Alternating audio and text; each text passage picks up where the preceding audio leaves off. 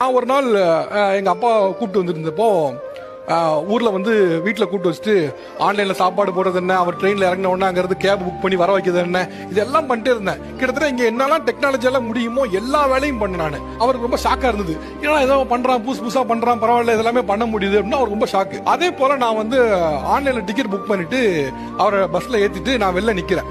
வெளில நிற்கும் பொழுது அவர்கிட்ட கேட்குறேன், என்னப்பா எல்லாம் ஓகே தானே அப்படின்னா, ஓகே தான் அப்படின்னு ஒவ்வொரு விஷயமா பேசிட்டு இருந்தாரு. பேசிட்டு இருக்கும்போது சொன்னேன், பாத்தீங்களாப்பா சிட்டில நீங்க ஊர்ல அங்கே இங்கே அலையணும், யார்ட்டையா போய் பேசணும். ஆனா இப்ப பாருங்கப்பா சிட்டில ஆன்லைன்ல ஆர்டர் பண்ணா எல்லாமே நிமிஷத்துக்கு ஒரு தடவை வந்துருது. ஹாப்பி தானே, பாத்தீங்களா எவ்வளவு டெக்னாலஜி முன்னேறி இருக்கு அப்படின்னு. அப்போ ஒரு வார்த்தை சொன்னாரு, அது எனக்கு இன்னும் நெஞ்சில நிக்க ஒரு வார்த்தை. சிட்டில எல்லாம் முடியும், செத்தாதான் பொழைக்க வைக்க முடியாதுல அப்படின்னு சொன்னாரு. அது நெஞ்சிலே இன்னமும் இருக்கக்கூடிய ஒரு வார்த்தை. அது சொன்னதுக்கு ஒரு பர்சனலா ஒரு காரணமும் இருந்துச்சு. அவர் அந்த நேரத்துல தான் அவரோட ஒய்ஃபை இழந்திருந்தார், என்னோட அம்மாவை இழந்திருந்த டைம் அது. அவர் பர்சனலா உள்ளன்னு சொன்னாலும் கூட அது 1000 மீனிங் இருக்கு.